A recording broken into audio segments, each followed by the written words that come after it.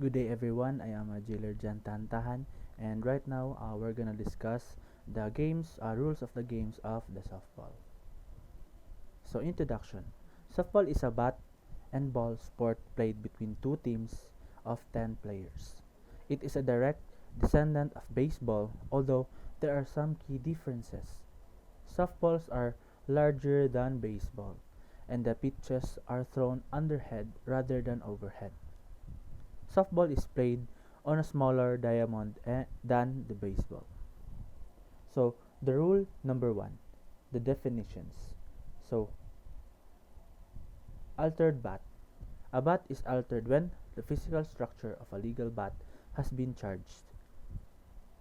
Next is appeal play.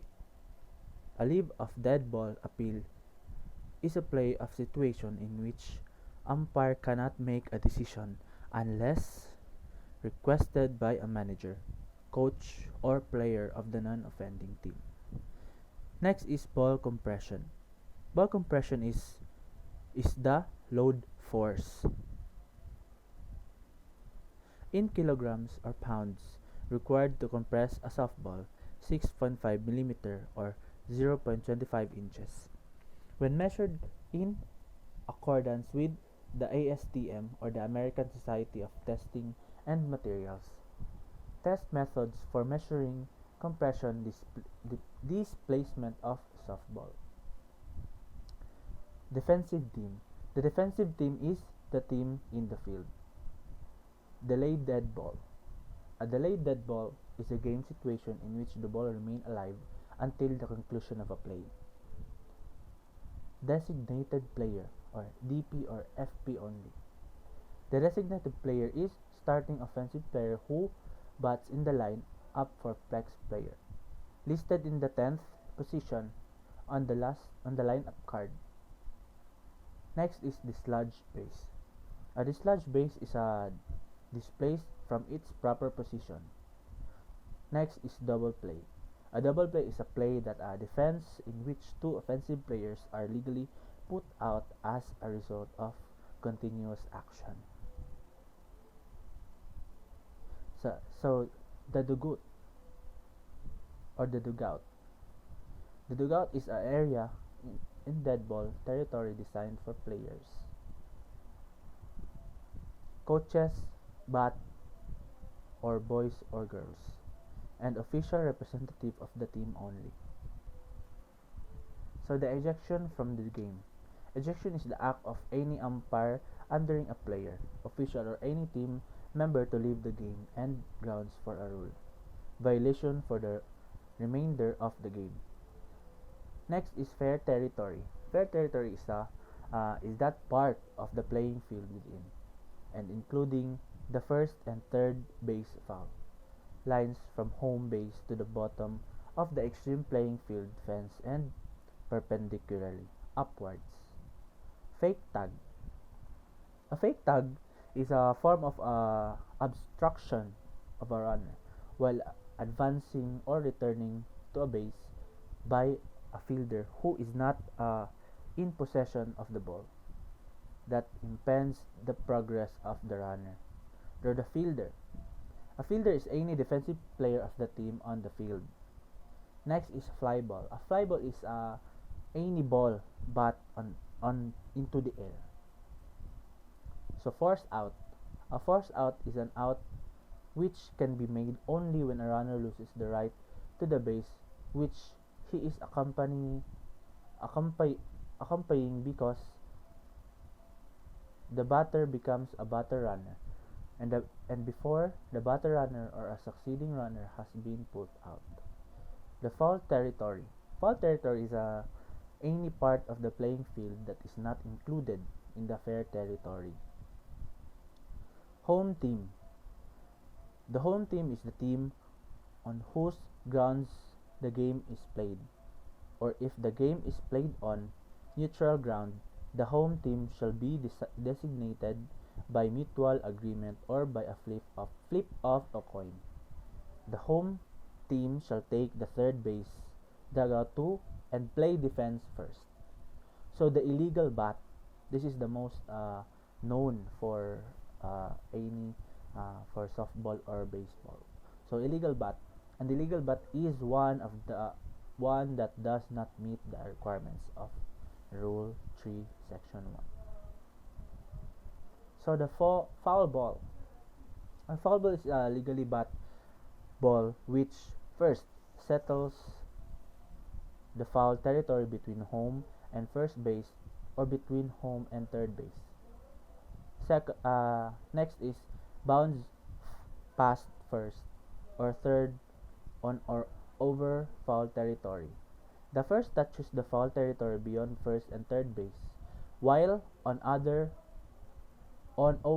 foul territory touches the person, attach or detach equipment or clothing on an umpire or player, or any object foreign to a neutral ground. Touches the batter or the bat is batter's hands a second time while the batter is within the batter's box. Guess directly from the bat, not higher than the batter's head, to any part of the catcher's body or equipment, and it's caught by another fielder. Hits the pitcher plate and rolls untouched to foul territory before reaching the first and third base. Rule number 2. The playing field. The playing field is the area within the ball may be legally applied and fielded.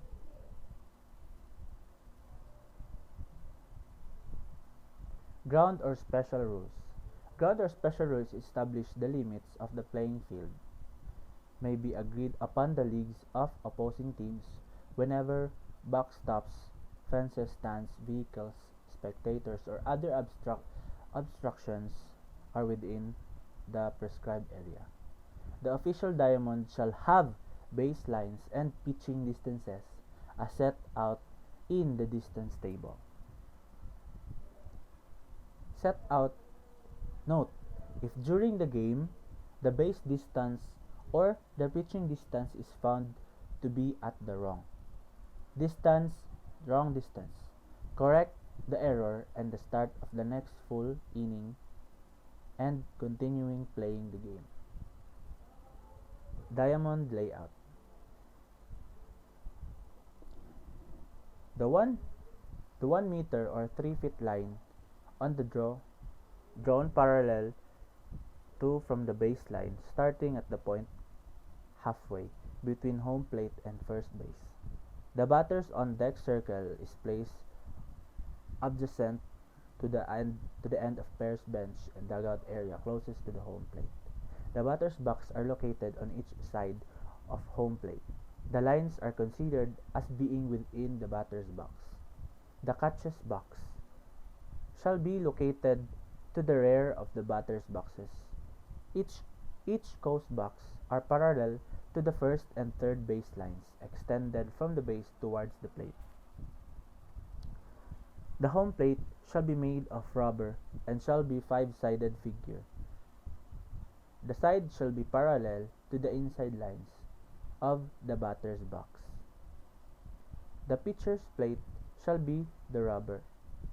First is, the top of the pitcher's plate shall be leveled on the ground.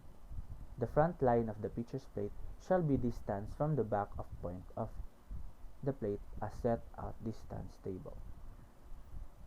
Rule number 3. Equipment. The official bat. First is the official bat. Shall be one-piece construction, multi-piece, permanently assembled of two-piece and an interchangeable construction. If the bat is designed with interchangeable components, it must meet the following criteria. Warm-up bats. Warm-up bats are most of the one-piece construction. It shall comply the safety grip and safety knob requirements of the official bat. It must be marked warmed up in 3.2 centimeters or 1 1/4 inches. Letters on the barrel end. The barrel must be excess with 5.7 centimeters or 2.14 inches. The official softball shall be regular, smooth seam, concealed, stitched, or flat surface ball. Shall have a center core made of either number 1 quality long fiber kapuk, a mixture of cork, and rubber polyethylene mixture, and other material approved by ISF Equipment Standards Commission. May be hard or machined wood with a fine quality twisted yarn and covered with latex or rubber cement. Gloves and mitts. Any rubber may wear a glove, but only to the catcher. The first baseman may use mitts. Shoes. All team members must wear shoes. A shoe shall be considered official if made by either canvas or leather appears or similar materials and is fully enclosed. The soles may be either smooth or have soft and hard rubber cleats. Ordinary metal shoe and heel plates may be used to spikes on the plates do not extend more than 1.9 cm from the sole or heel of the shoe. Shoe within round metal spikes are illegal. No hard plastic, nylon, polyurethane spikes similar to a metal sole and heel plate are allowed in any division of any level of play. Protective equipment. First is mask. All catchers must wear mask, throat protector, and helmet. Mask. Youth catchers must wear a mask with helmet. Masks are recommended in adult slow pitch. Face mask. Any defensive or offensive player can wear an approved plastic face mask or guard. Body protectors. All catchers and fast pitch must wear body protector. Female catcher may wear a body protector in slow pitch. And next is helmet. Any helmets that are broken, cracked, dented, or altered by prohibited and must be removed from the game. Uniform. All players on a team shall wear uniforms. Alike in color, trim and style, uniforms is found under Rule Number 4, Section 1B. The next rule, number 4, is coaches, players, and substitutes. Coaches. The head coach is responsible for signing the lineup card. Coaches must be neatly attired, including the wearing of suitable footwear, or dressed in a team uniform and accordance with the color code of the team. If a coach wears a cap, it must be approved headgear. Caps are mandatory for a male coaches.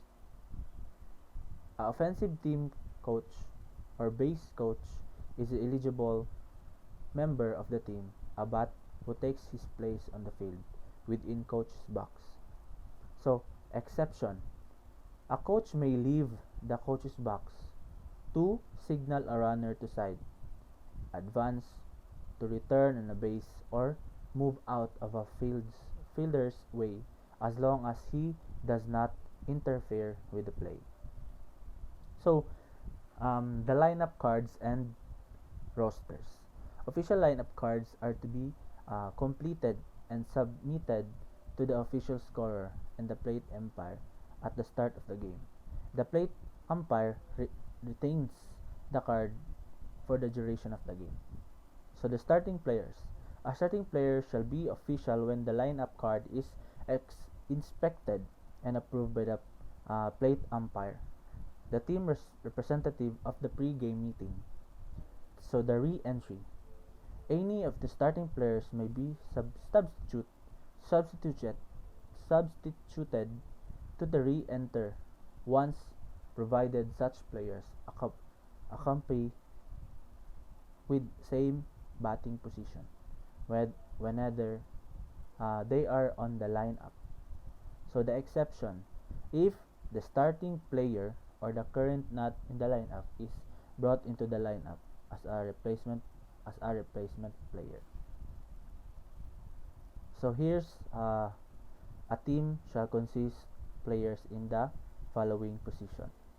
So the catcher, next is the third base, the middle is the pitcher, and the first base. The middle of the pitcher and third base is the shortstop, the middle of the pitcher and the first base is second base, and yung pinakamalayo is the center field, and sa right field and the left field, katabi ng center field. So, the substitute illegal player. A substitute may be take place of the player whose name is in his team's lineup. The following regulations govern player substitutions. Disputed calls. Any team member disputing any judgment decision by an umpire will constitute a team warning. Any repeat offense shall result in the ejection of the team member. Dugout conduct.